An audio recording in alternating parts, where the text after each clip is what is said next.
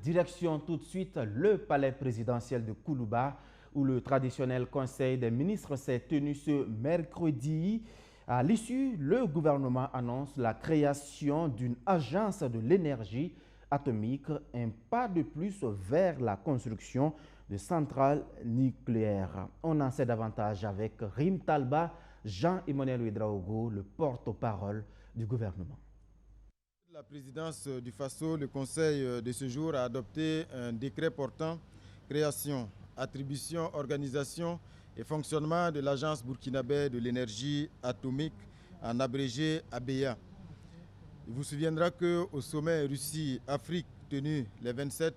et 28 juillet 2023 à Saint-Pétersbourg, le chef de l'État avait manifesté la volonté du Burkina Faso de s'affranchir des crises énergétiques à répétition, au moyen notamment de la construction d'une centrale nucléaire.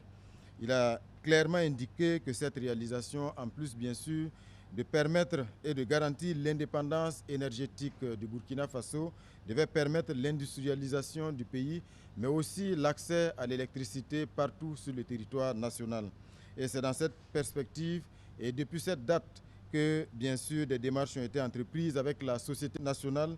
pour l'énergie atomique russe, Rosatom, dont une délégation vient d'ailleurs de séjourner ici au Burkina Faso, et cela en vue de développer l'industrie nucléaire nationale, notamment dans les domaines de l'énergie, de la santé, de la science et de l'industrie.